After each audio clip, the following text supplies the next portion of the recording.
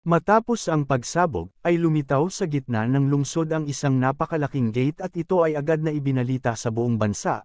Sinasabing kasunod ng pagsabog ng malakas na liwanag sa lungsod ay isang napakalaking gate ang lumitaw.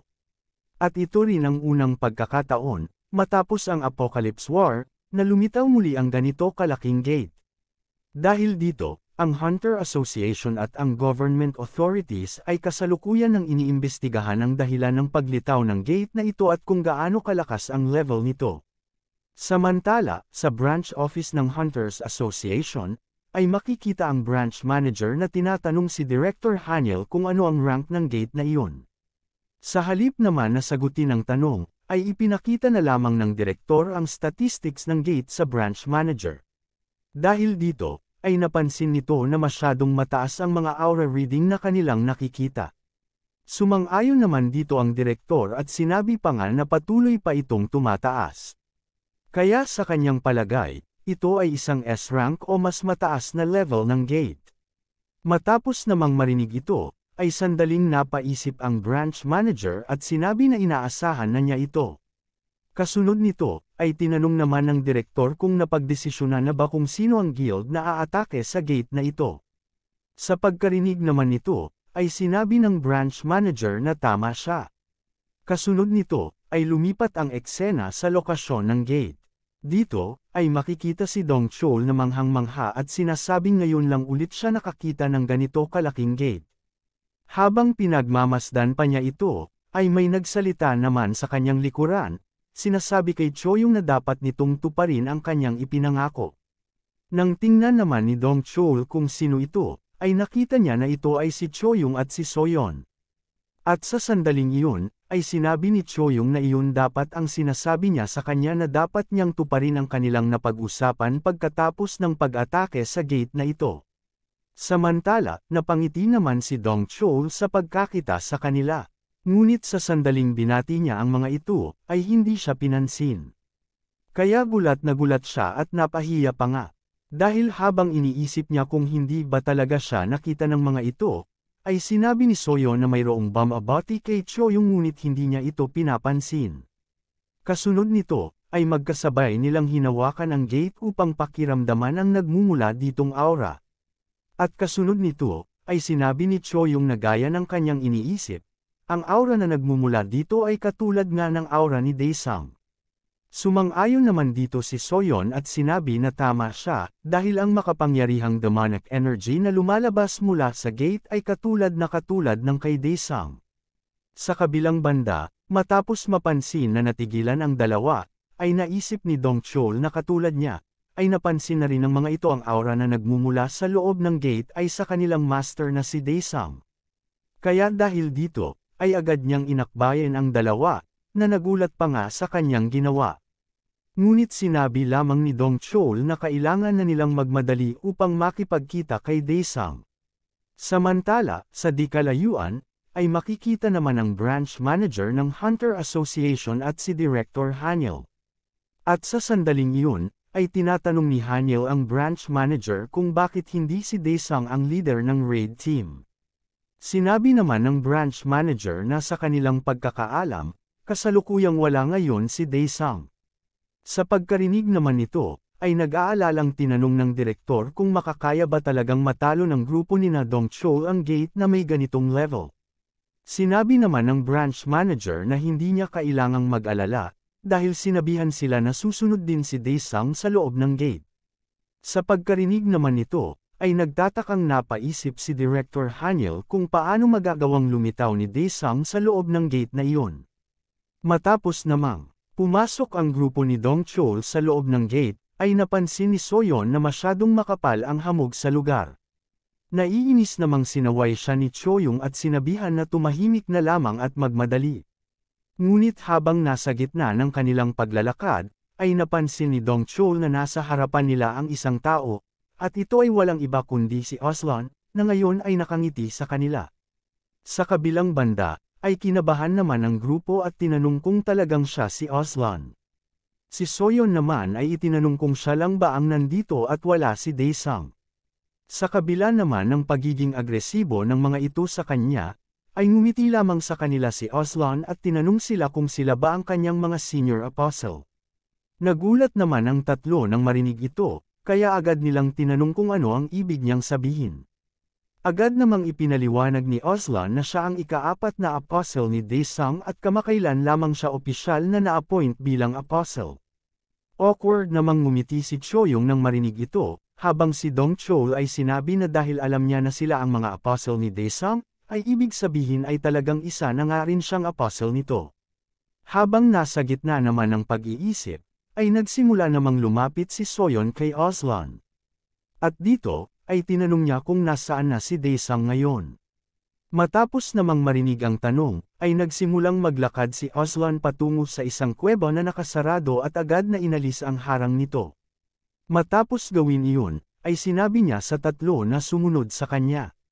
Pagkatapos pumasok, ay binalaan niya ang tatlo na mag-ingat, at kailangan nilang protektahan ang kanilang mga sarili ng kanilang mga magic.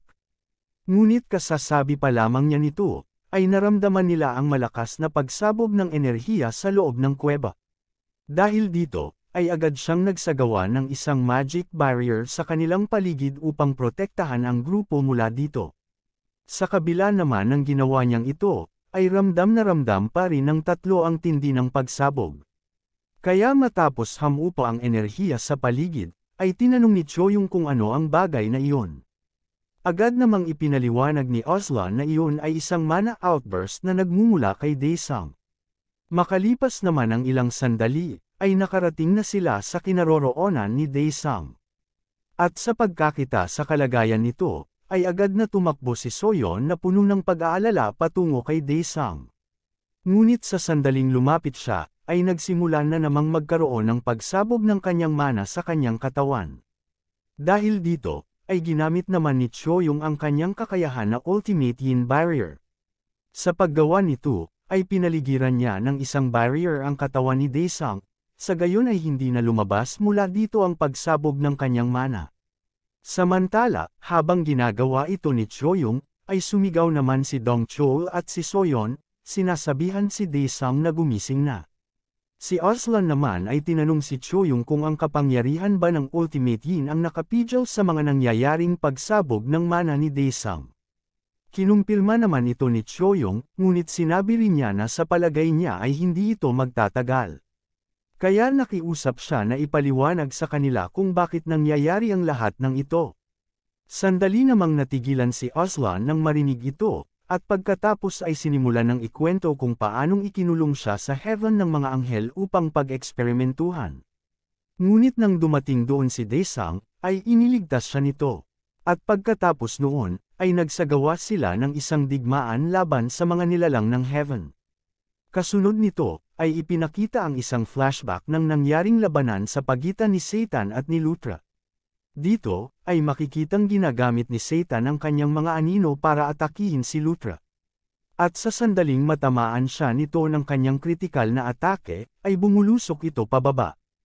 Kaya sa sandaling iyon, ay nilapitan na siya ni Satan at nagsimulang tumawa, sinasabing siya ang nanalo sa pagkakataong ito. Kasunod nito, ay bigla niyang inapakan si Luthra, ngunit sa kabila ng kanyang sitwasyon, ay nagsimulang bumulong si Luthra ng mga kakaibang salita, at pagkatapos, ay biglang tumawa ng malakas. Kasunod nito, ay nagulat si Satan dahil ang kanyang kamay ay nagsimulang lumobo, at habang patuloy itong lumalaki, ay lalo pang tumawa si Luthra at sinabi sa kanya na tinaniman niya ng kanyang mga binhi ang kanyang mga nilikhang anghel, at dahil inabsorb silang lahat ni Daesung, at kinuha naman ni Satan ang katawan nito, ay muling sisibol sa kanyang katawan ang kanyang mga nilikha. Hindi naman makapaniwala si Satan sa nangyayaring ito. Kaya galit na galit niyang sinabi na nahuli na naman siya ng trap ni Luthra. Samantala, habang nasa gitna pa ng kanyang paghihirap, ay nagsimula namang manumbalik ang presensya ni Daesung, at sinabi pa nga kay Satan na wala siyang ipinagkaiba kay Luthra dahil isa rin siyang traidor. Sa pagkarinig naman nito, ay nagulat si Satan dahil hindi niya inaasahan na magagawa pa ni Daesung na makapagsalita matapos niyang makuha ang katawan nito. Kaya dahil dito, ay napatanong siya kung paano niya nagawa iyon. Ngunit sa halip na sagutin siya, ay biglang lumitaw mula sa kanyang katawan si Daesung at sinabi na pagkakataon naman niyang bawiin ang kanyang katawan mula sa kanya.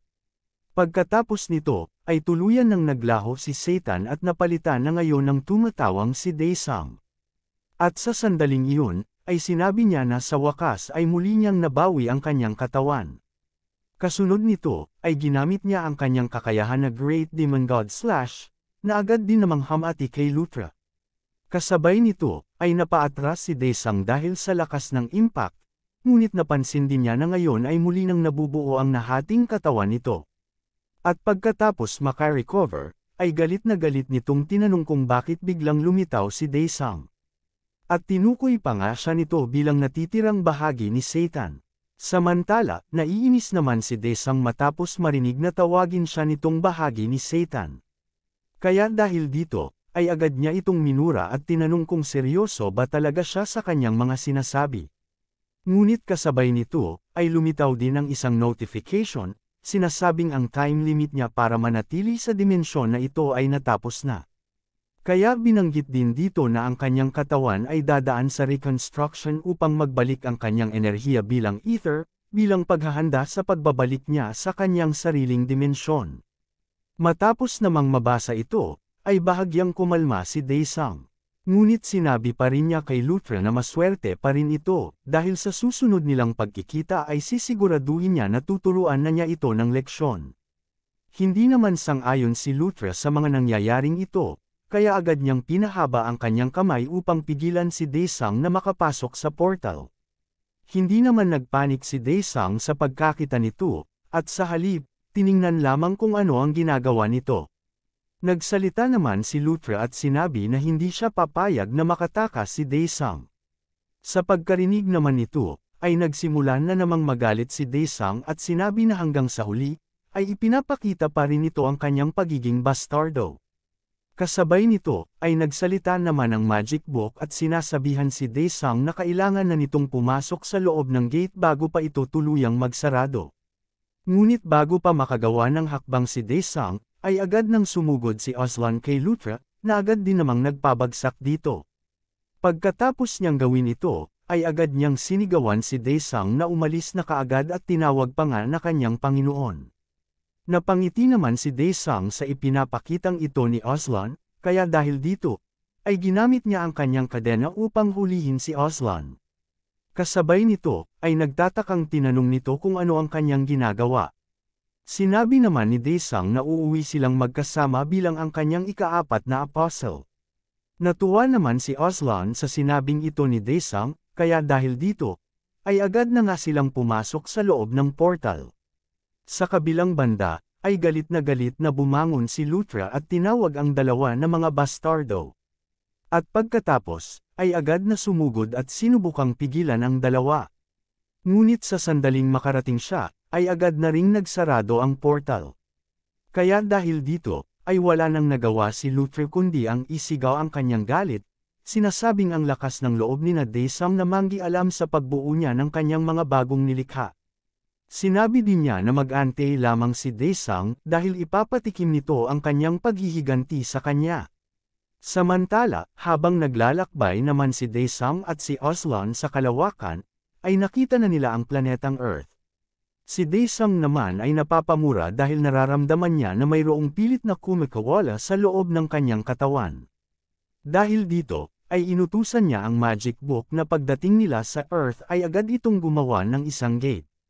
Matapos namang, sumang-ayon dito ang Magic Book, ay sinabihan naman niya si Aslan na pagdating nila sa kanilang planeta, ay gagawa sila ng gate at doon ay agad silang papasok. Nagtataka naman si Aslan sa mga sinasabing ito ni Daesung, kaya ipinaliwanag ni Daesung na kapag nagsimula na siyang magwala sa loob ng gate, ay inaatasan niya si Aslan na pigilan siya sa kanyang pagwawala. Kinabahan naman si Aslan matapos marinig ito, dahil hindi niya lubos maisip kung paano niya magagawang pigilan ang nagwawalang si Daesung. Kasunod nito, ay bumalik na ang eksena, sa ngayon ay wala pa ring malay na si Daesung. At dito ay muling ipinaliwanag ni Aslan na matapos nilang pumasok sa loob ng gate na ito, ay pinaslang na niya ang lahat ng mga halimaw dito at nagpatuloy ang kanyang pagpigil sa mana outburst ng kanilang walang malay na Panginoon. Sa pagkarinig naman ng buong kwentong ito ni Aslan, ay nagsimulang tumawa si Soyeon at sinabi na eksperto siya pagdating sa ganitong mga bagay. Gulat naman si Dongchul at tinanong kung mayroon nga ba talagang paraan si Soyeon para tulungan si Daesung. Naiinis namang sumagot si Choyong para sa kanya, at sinabi na ang paraang iyon ni Soyeon ay hindi gagana. Nagsimula rin namang mina si Soyeon sa ginagawang pagkontra na ito ni Choyong, at tinanong pa nga siya kung paano niya nalaman na hindi iyon gagana, hindi pa nga niya sinasabi kung ano ang kanyang gagawin. Agad namang sinabi ni Choyong na malamang ang paraan na tinutukoy ni Soyeon ay ang paghalik nito kay Daesung. Dahil dito, ay agad na sumagot si Soyeon, sinasabing gumana iyon nung nakaraan niya itong ginawa kay Daesung kaya gagana ulit iyon. Naiinis naman siyang kinontra ni Choyong, sinasabing noong huli niyang ginawa iyon, ang problema ay ang kapangyarihan ni Daesung ay nasuppress. Ngunit sa pagkakataong ito, ang kapangyarihan niyang iyon ay nagwawala at nagpipilit lumabas sa kanyang katawan.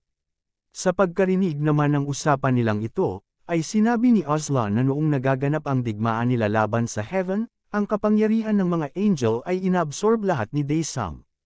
Kaya iyon marahil ang naging problema. Dahil naman sa sinabi niyang ito, ay napagtanto ni Dongchul na ang kalagayan ngayon ni Daesung ay parang isang lobo na handa ng sumabog anumang oras. Nagkomento naman si Choyong at sinabi na, bilang mga apostle ni Daesung, ay bakit hindi na lamang nila absorb ang sobrang mana ni Daesung. Dito na po nagtatapos ang pinakabagong chapter. Kung nagustuhan ninyo ang episode na ito, paki-comment naman ng heart at paki-like na rin, malaking tulong na yan para sa channel. At kung nagawa na ninyo, maraming salamat sa inyong suporta. Hanggang sa susunod na episode.